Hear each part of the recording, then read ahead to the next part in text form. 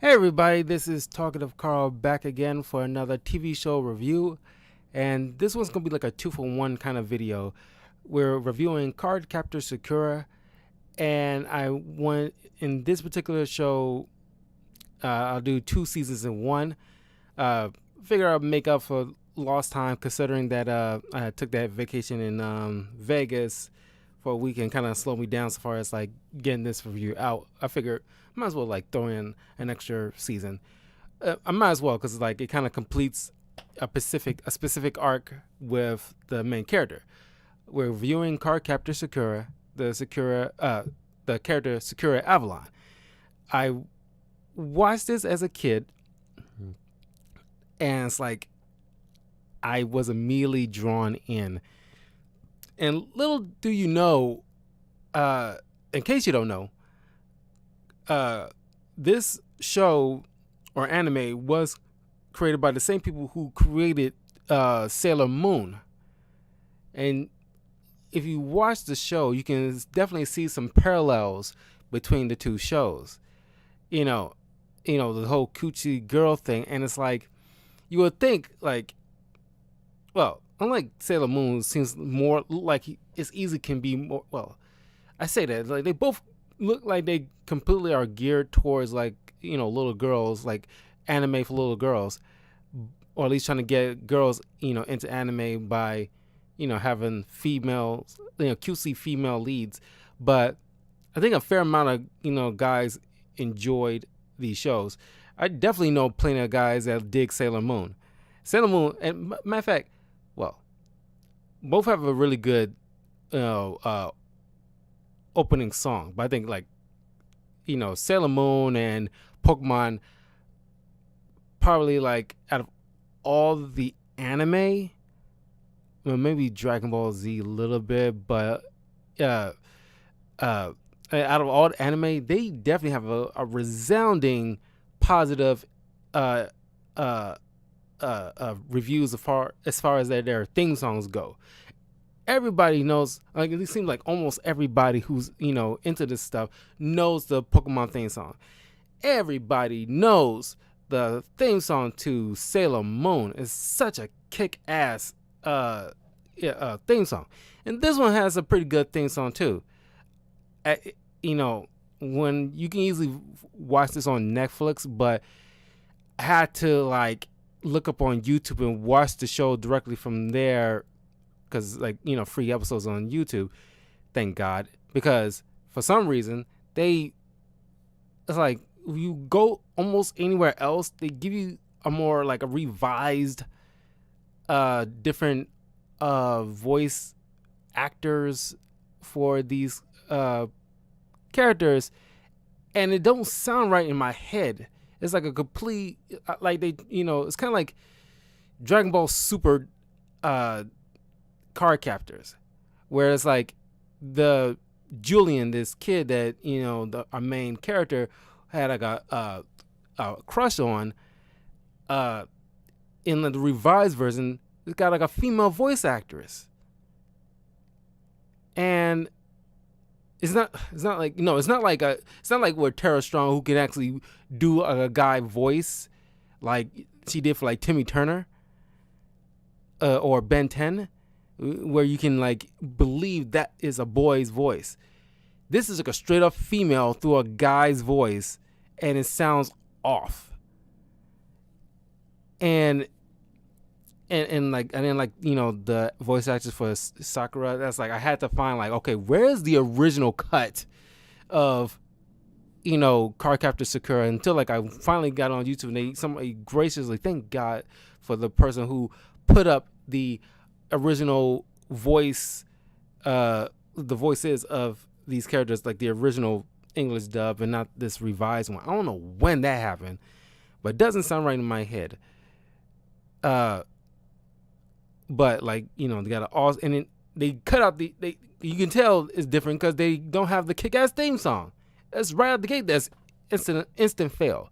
It's like wind, rain, shadow, wood, sword, thunder, power, sleep, car captors of the clouds, expect the unexpected now. And it's like, I love that song, but I found it eventually, so I started like getting to as much as I can to finally just yesterday, wrapped it up. Uh, uh, so we followed this character Sakura Avalon, who lives with her father, a professor of archaeology. Pretty much, her father is Indiana Jones minus the fighting Nazis and going over seas and all this other stuff. He actually treated like a straight up like a professor, and I imagine he does do the whole archaeology thing. But from what I've heard, you know, it's not like the way Indiana Jones portrayed it. Then she lives with her older brother. Shoot, I'm blanking on his doggone name. Because I love those two dynamics. Those, they're like,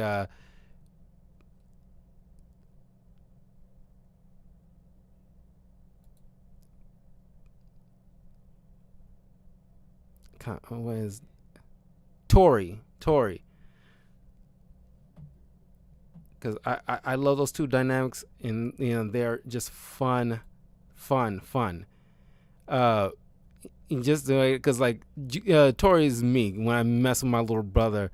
It's just like I just find it so much. It's just entertaining, but you can tell like he loves his little sister, and like you see him just when the watery card, one of the mystical cloud cards, runs rampant in like an aquarium, and you see his little sister, still underwater. He jumps right in to get her out, and it's just like, and he goes out of his way to get out of his because he's like junior high or something like that.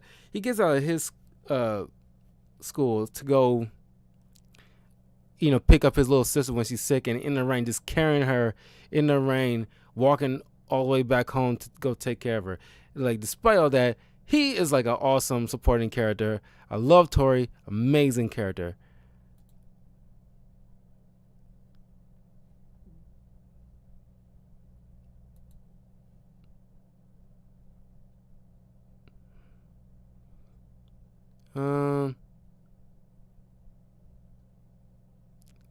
So anyway, now just a side note, my ex, long time ago, her little brother, it was like a surprising thing because like, when me and her was like getting to know each other, and like she told me one time while we was on the phone, because I forgot what I was doing. It's not really important.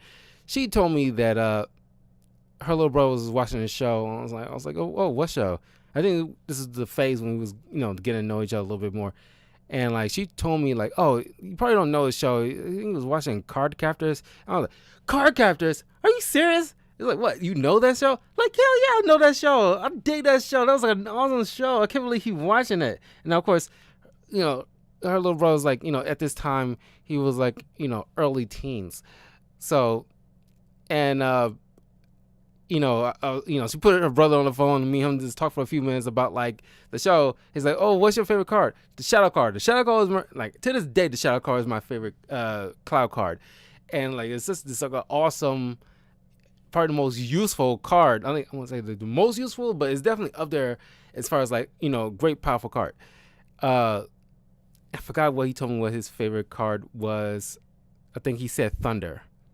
But then again, anybody who's a fan of this show, I think a lot of people would, like Thunder as their favorite. But anyway, this is like a personal little info that I want to put out there. It's probably one of the reasons why I want to do this review, because like not only I was a fan, there are people out there who are just much as fans as I am.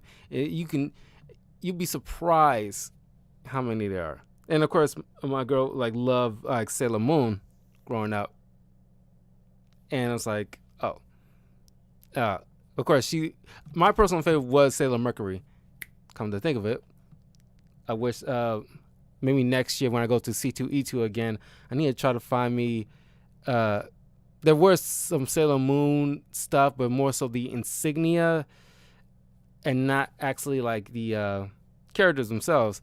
I need to get, maybe I can get a commission from one of these people, like commission me like, some Sailor Mercury poster, and so I can have something like that. Because Sailor Mercury, just a side note, I'm going off a tangent, but I really need to say this here because I don't know when I'm going to do it. Like, I'm pretty sure at some point in the future I will do a review for Sailor Moon, but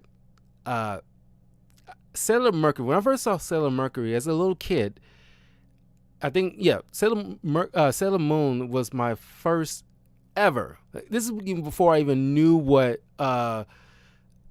anime was. I thought it was just a cartoon. I was a little kid. I was like, oh, this is just another cartoon, just greatly animated. But, it had a kick-ass theme song. I was super sucked in. It's pretty much female Japanese Power Rangers, essentially.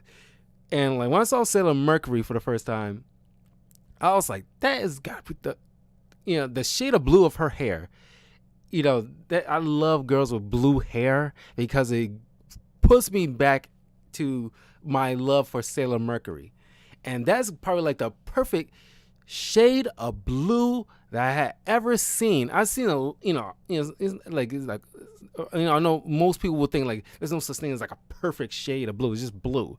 It's light blue, there's dark blue, there's regular blue, there's royal blue, that kind of thing. But as a kid, when I saw that as I don't know what the animators or colors did, but that honestly was like the perfect shade of blue that I haven't seen, and none really compare as far as like that color. And it's like that is like the pitch perfect right shade of blue. That is true blue, I guess. If the true blue was a color, that will be that color.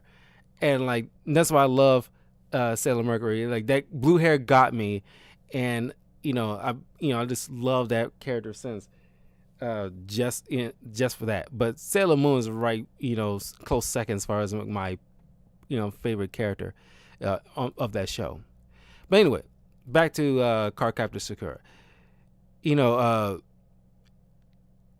She's just like a little girl, like going to, I don't know, like Japan's like galactic structure of like, because it's usually like a standard like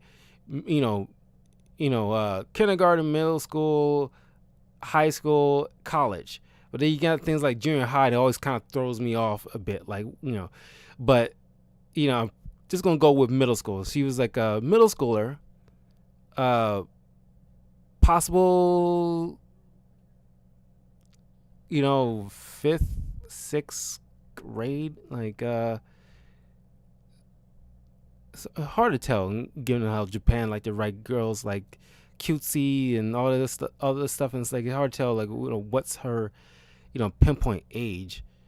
Her age is like somewhere between like 10 or 11. So what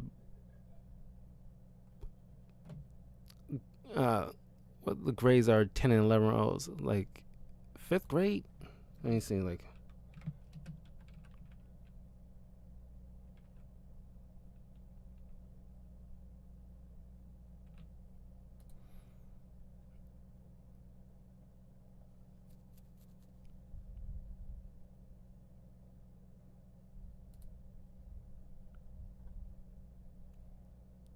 okay, fifth grade. Yeah, they gotta be fifth grade. I had it right. Yeah, I had to look it up. It was like I, didn't want to like spread false information. Yeah. So she's a fifth grader. She's aged between like 10 and 11. So she's a fifth grader, and she goes to school best friends with her. Crap, I'm blanking on this doggone. Like, come on now. No, not Mayland. That's a new friend that comes later. Crap. Uh,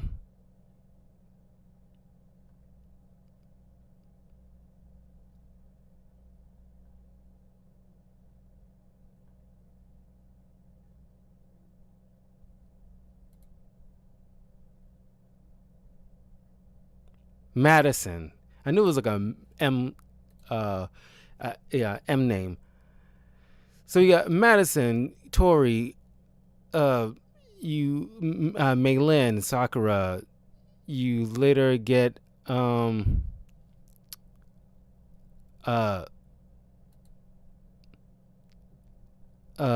Julian Starr.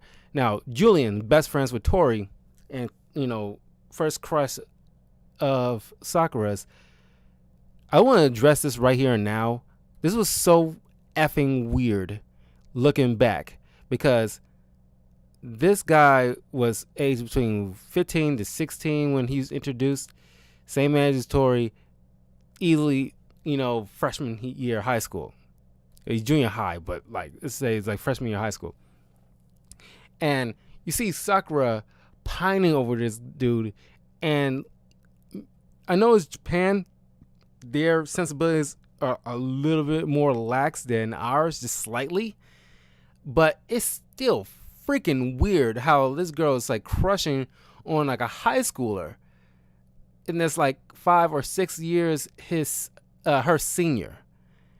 And it's like, I mean, sure, girls crush on older guys a lot, but I don't know. This is different, in my opinion. This is not like a 21-year-old girl who's looking at a 4-year-old man, that's, handsome and everything like that and catching feelings, kind of thing.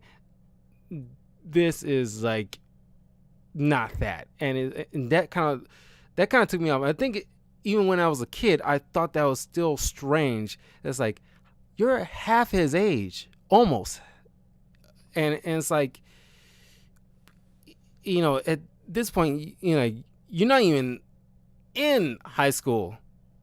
You're not even 8th grade, bare minimum, to even sure, little girls think guys, some boys are cute kind of situation. It's there. That's not an issue of the feelings being there. That's just a healthy, human thing. But it's just bizarre. Like, this is, I don't know why they kind of wrote that in the manga for that to be adapted into anime. That seems like, God, that is inappropriate. But I just want to address that and get that part out the way. So Sakura, goes into her father's, in the basement, I believe, and finds this book, the Book of Cloud Reed, this ancient half English, half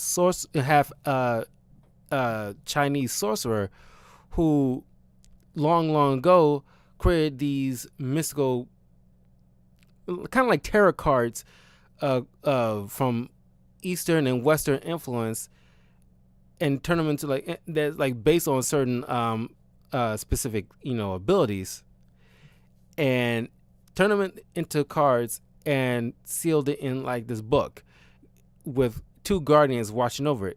Kyroberos, the guardian of the sun, and then Yue, guardian of the moon. We don't meet Yue until later in the end of season 2, but you immediately meet Kyroberos, who guards the book itself. And Yue reincarnates into another person's body. I'll later get into that soon. But they do different tasks. Kyroberos is tasked with, teaching, guard, and teaching and looking after the person who opened the book. And it's not easy. As according to him, not anybody can just open this book. You gotta be like a direct descendant of Clary, or you have got some kind of mystical innate ability, or something because hate when certain shows or animes like to go, oh, there's gotta be some characters there's no coincidence in our life. It's like, shut up. I hate that. There are things as coincidence. There are things as luck. There, I hate when it says no such thing as luck or there's no such thing as coincidence. It's like, yes, there is. They exist. They wouldn't invent words for that if they're not a thing. bugs the crap out of me. It always gets under my skin when it comes to that kind of writing. Maybe it's the writer who don't believe in coincidences, or luck, but it is a thing. Or people's like, oh, I make my own luck. It's like, God, it drives me freaking nuts. Yes, there is. And somehow she had like, like maybe like in season 3, they have, you'll find out like she has like a little more connection to Cloud Reed than, well, not direct, but you believe she has like some kind of like maybe some connection to Cloud Reed in some capacity, not related, but like Cloud Reed might have shaped something to get Sakura to be the next chosen master of the cloud cards, which stands to reason because her staff that she uses to seal the cloud cards away, that isn't the pink color isn't by accident. I've read this a long time ago, but Cloud Reed knew there would be a female inheritor of the cloud cards in the future. So he purposely made, his staff, which can switch from a key to a staff, and made it into a pink color. So, which I know is back in the 90s, but like, pink is synonymous for a female color. So that's why, he chose the pink color, because he knew there was going to be a female master in some point in the future. He just didn't know who that would be.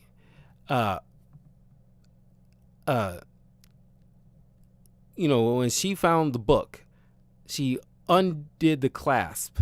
Now, I was unsure, like how, maybe on one of her father's expeditions, she found this book and brought it, her father found this book and brought it home, but she ended up finding it. She undid the clasp and unknowingly released all but one cloud card out in the world. Well, not in the world, but in the city that she lived in. And the only card that she happened to hold at that time was the Windy card. And I want to, quickly go over these cloud cards, and you'll know what, just by name, what their powers would be. So 1 second here.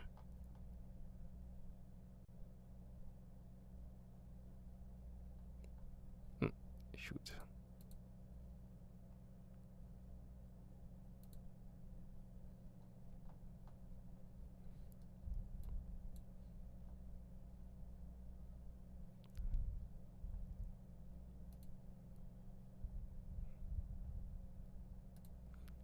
Okay, here we go.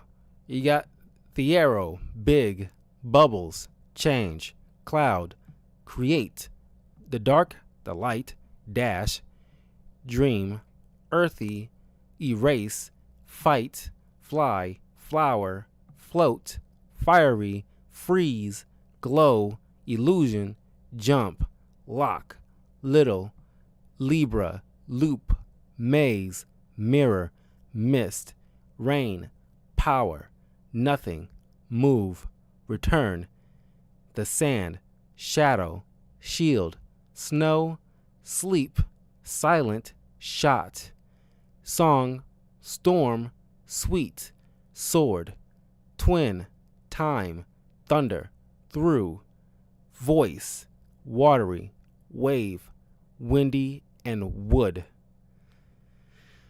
Those are all the cloud cards, and they kind of broken up into different sections depending on the guardian. Most of these are influenced by the guardian of the moon, like wood and water and windy, and some are influenced by the sun, like fiery. So when you see like Yue, who's supposed to be the judge after X amount of time being taught by the sun, the moon is the moon guardian is supposed to be the judge of whoever captured the cloud cards and see if they are worthy. And when Sakura in the end try to fight him, she used certain cards that are typically useless against Moon because he is the commander of these kind of powers. Like you can't use water on the moon because the moon controls the tides of the ocean, so it stands to reason.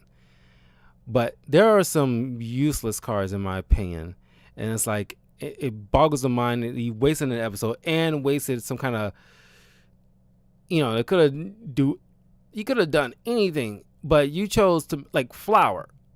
Why would you need like a flower card? Okay, it's the most, and you got like things like float. Okay, it's some basis of use, but you gotta fly. It's kind of redundant in a way. Why would you use float when you can fly? Libra, balance things or keep things in balance maybe. The move card, like you need to get things to be put in one place to the next, just constantly on the move, whatever. You got return, which I guess it could be useful, but you also got time, which is even more useful by comparison. The sweet card, that is completely useless. Don't understand what use you need. It's like this, if you're making cards based off of a particular power from, and then inspiration from different influences from the Eastern and Western fronts. Sweet. And then like the song card and the voice card. It's like, wow, you kind of like, I feel like they kind of like ran out of ideas and then kind of like just threw in some stuff to make episodes out of. That's just like, that was a waste of an episode in my opinion. It's kind of like they need filler episodes. They definitely use some for the flower and song. But anyway, now Kira Barrows is instructing Sakura that because you released the cloud cards, you are tasked to collect them all, and you have to say your name so that that way they don't get, the ceiling becomes undone. So that way,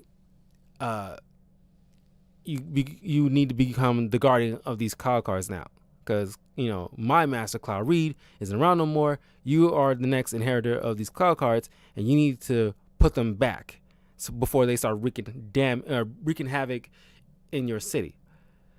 And the first card she captured is the Fly card, which Fly and Windy are the most used cards out of all the cloud cards Sakura used. She later meets up with Lee Shaoran, who is the direct descendant of Cloud Reed himself.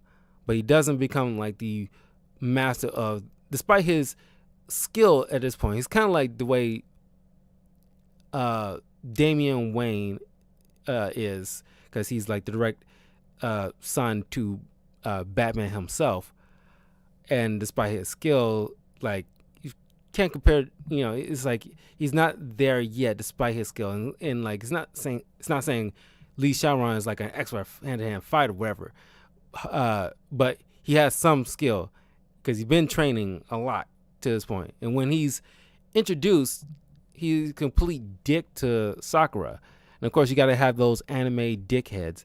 And as she, and of course, Tori has to come in and is like, because he's, very skilled fighter too. Because it's hard to tell. It's like, I don't know where he picked up any kind of fighting moves, but he does not like Lee.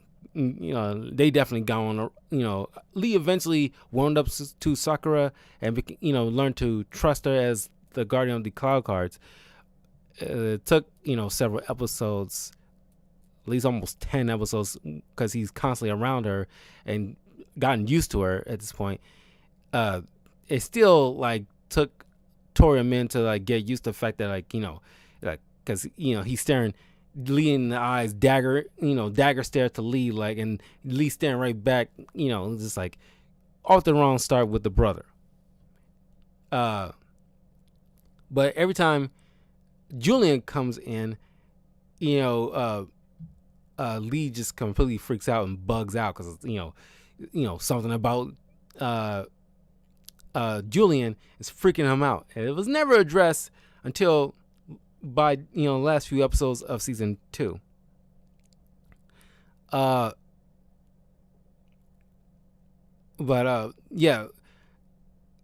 throughout like the season, you meet up with like about Madison and like she every episode Madison always comes up with brand new costumes for Sakura to wear during her cloud card captures, and most of them are pretty dope looking for Sakura.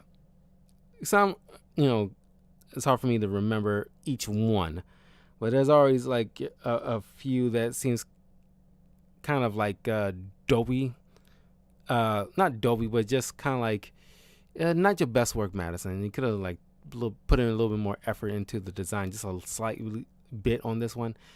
But for the most part, you see like these different costumes, and Madison likes videotaping. This is how old this anime is, where you actually got a big ass camcorder, not big but it's like those handheld camcorders that you actually put on your face and film everything for a not video cassette, but like a kind of like a VHS recording. That's how far back this dating ourselves, but that's how far back this goes. This is 90s era, so of course you got things like that. But if Madison was like that age, right now in this time frame, she of course will have videotape everything on her phone. She'll have constant videos on her phone, and high quality HD recordings of these card capturing. My favorite episode is the episode where she captures the shadow card, and then Thunder. Now, of course, Thunder and Time are two examples of cards being given to Lee, because depending on how the cards are captured will determine who receives the card as the owner. And because Lee did the bulk of the work when capturing Time and Thunder, despite Sakura's sealing, he gets those particular cards. Just for example, it's like a few more, but most of the cards goes to Sakura. But Lee has like at least a handful himself that he assisted, but end up getting the the ownership of. This all changes, of course, when we get to the end. But yeah, you see Sakura going through. Sakura definitely goes through like a bit of an arc. There's she learns to during these experiences, she learns to grow a little bit as a person, and you see, like I said, Lee grows a bit of a little bit more as a more trusting individual, because he want to handle things. When you first meet him, he want to handle things on his own. He doesn't want to accept help from nobody. He thinks Sakura is an idiot, but then he learns that not only I gotta trust other people to help me get these cards, I might not I might, in my opinion about this person, is slowly but surely starting to change a little bit more. I see her getting into her own, because it's like watching a novice become a master firsthand. And Sakura grows a bit, like I said, starting off as a novice, but during these adventures she made friends, she becomes a little bit more confident. But there's one particular episode that really made her shine, when it was like a focused thing where because the mother is passed away.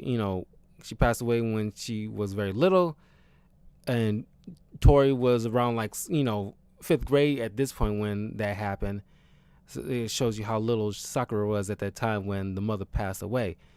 Tori has some kind of mystical thing going on with him, but not to an extensive degree, but enough to where he's able to see things that nobody else can't. Like he sees, you know, his mother as an angel looking over Sakura at one point, and of course he kind of dismisses that, but he was always able to do that.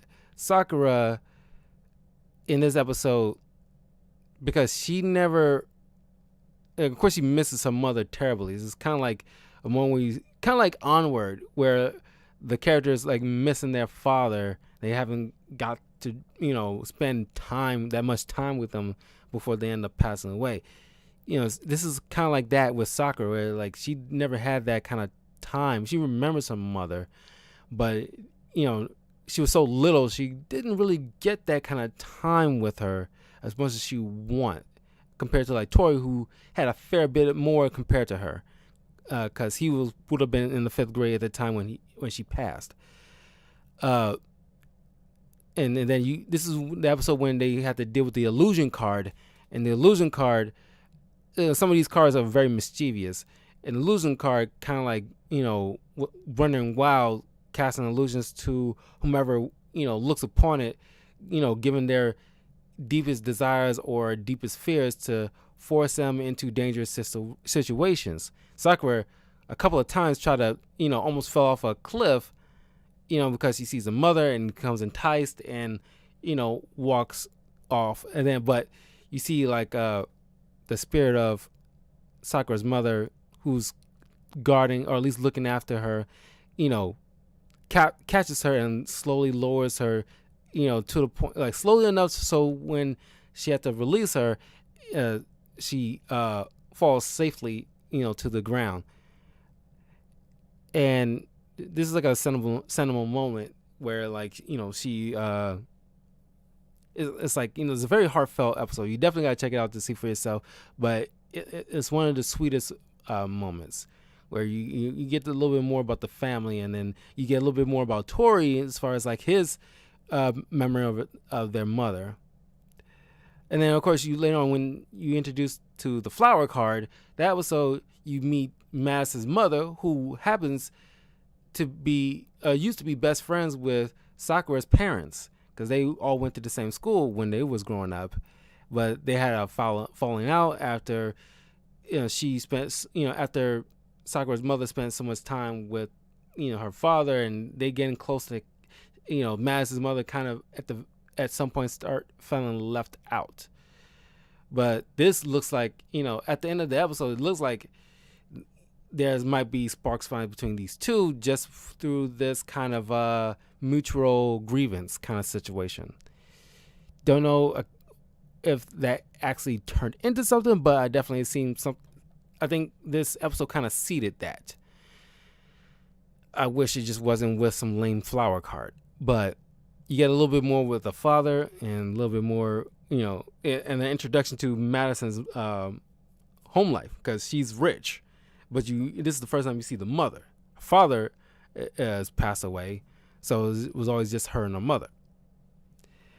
And so, yeah, I mean, and you introduced to Mei Lin during the episode of the fight card, and Mei Lin is like, all over Lee. She's like infatuated with Lee, but Lee shows no interest in Madison, and they grew up together. And of course, Madison doesn't have any kind of special powers. She's just like a really, really good fighter, though.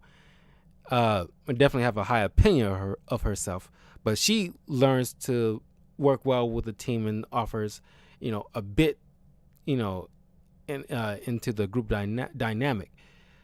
But yeah, and then once the cloud cards are starting, to be a little bit more collected, like at least the bulk of them are starting to be collected, you see, Sakura, there's now looming kind of threat or worry in Sakura's mind, because a little bit more her powers start to grow to the point where she's starting to get visions or dreams.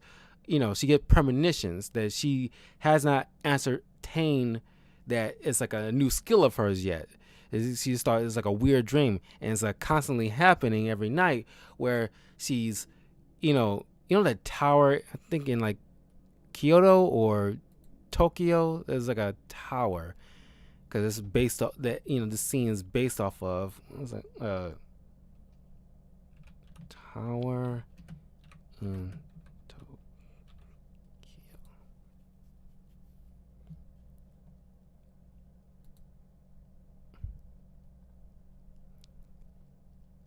Tokyo Tower, yeah.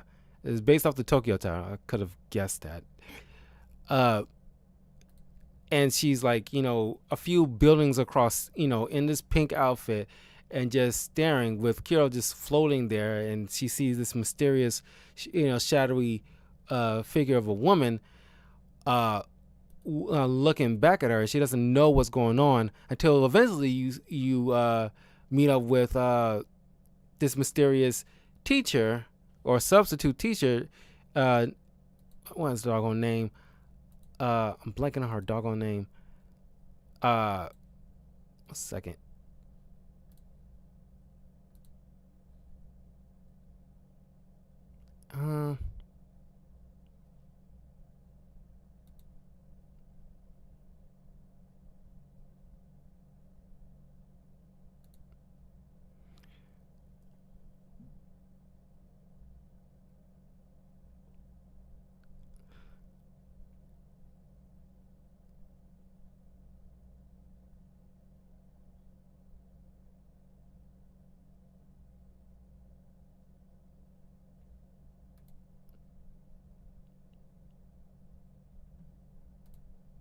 Here we go.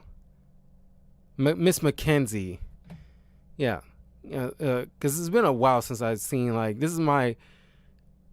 I watched this a few times as a kid, but, it's been such a long time now revisiting. It's like, it's only a couple of characters I remember to heart, like Sakura and Kira Barrels. But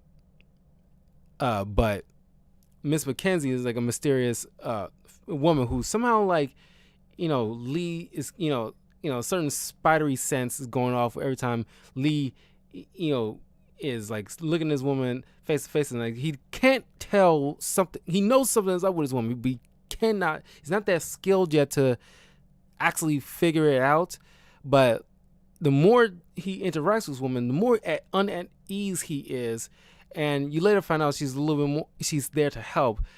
She knows about the cloud cards and the judgment and everything like that, and she helps with Sakura's final judgment at the end. And it's just kind of like a shaman in a way. But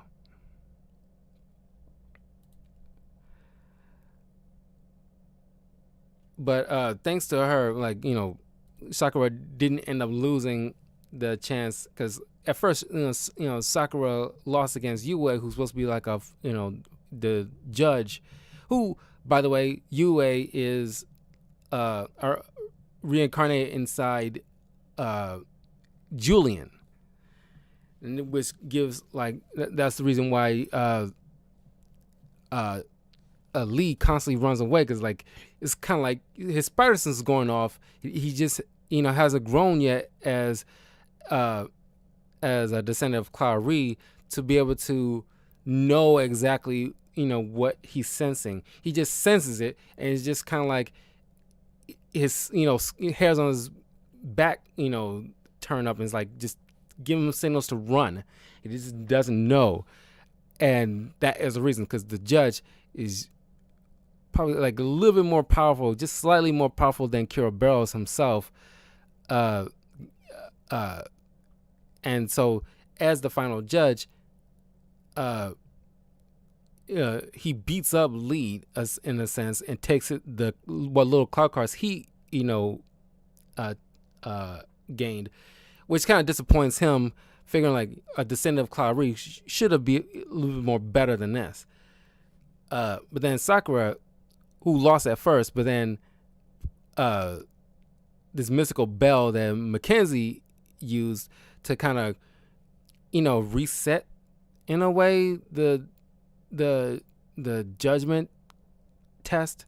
So this gives Sakura a second chance, and she has to take down the judge herself using the cloud cards that she wields. But the thing she doesn't know, and nobody about to tell her, because she has to learn her own kind of situation to figure out a way to take down the judge. And she has to be careful not using cards that he can easily manipulate, like water or wind, which, because technically she beats him with wind, despite it should be going the other way in his advantage, because her staff evolves, because her skill level evolves at this point to make her a stronger wielder of these cards, to the point where now these kind of powers are overpowering him, which it shouldn't be the case. So he loses, and Sakura gains all the cloud cards and becomes the new master of these cards. And now it ends with both of these guardians who, they staying close to Sakura, but now Sakura and everybody in the inner circle knows what's what now. There's no secrets. Yue has to remain under Julian's subconscious until the time is needed for him to come out again if needed. But it'll be interesting to see how I don't really recall season 3 moving forward. That'll be interesting to revisit at some point. But there also is a new arc when Sakura's just slightly older, and it's called the clear card arc. And I tried during the lockdown, I tried watching a little bit of the clear cards, because that was the first time me even hearing about the clear cards. And I'm trying to, clear cards, this is nice. It's like, this is a new thing. This must be new, or at least new-ish for me. And I try, I might have to just rewatch it again. Maybe I just was too taken aback by the different voice actors and stuff like that. But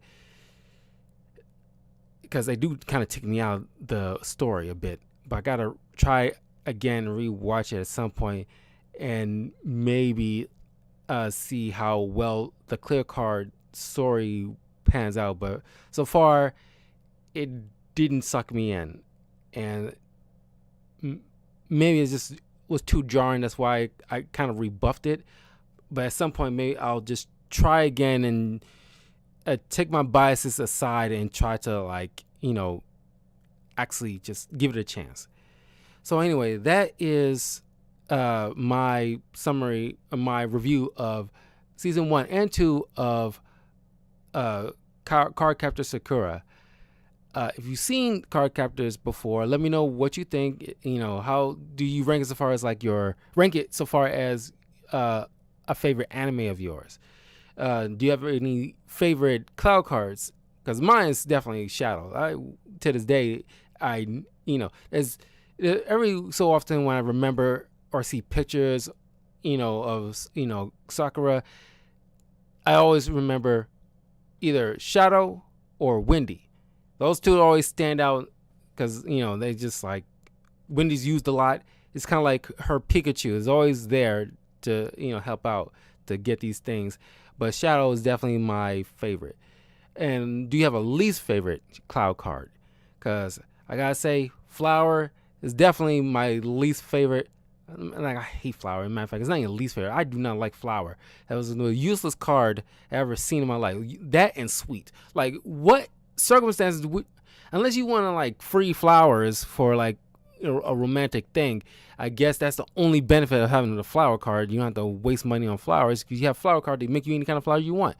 But Sweet, do you want to make things sweeter when they are already inherently sweet? Or do you want to try to use Sweet card to make something that's not supposed to be sweet but sweet? It wouldn't make any sense. That's useless. But anyway, I will see you guys next month, where I will get back to Yu-Gi-Oh! GX, doing season 2 and making a review for that. New year, second season. But yeah, so I will see you guys next time. Uh, if I might hop on to some Yu-Gi-Oh! Legacy of the Duelist for some quick online gameplay. But some point next weekend, I will finally get into Halo Infinite. I haven't downloaded it yet because I wasted so much money today than I initially intended to, trying to get these new posters and pop figures. I know what did me in. It was like the Falcon, Captain America Falcon, Anthony Mackie Falcon Winter Soldier costume, and the Eric Killmonger pop figures. I think that one kind of like, tipped me a little bit overboard. But yeah, so I'm gonna probably wait till next weekend to finally download Halo Infinite and start my walkthrough of that. So anyway, I will see you guys next time, and take care. Oh, and don't forget to leave a like, comment, subscribe, all that good stuff to Talkative Carl on YouTube, Twitch, and Twitter. And follow me on my Patreon if you want to further support the channel. And yeah, now take care and have a great night.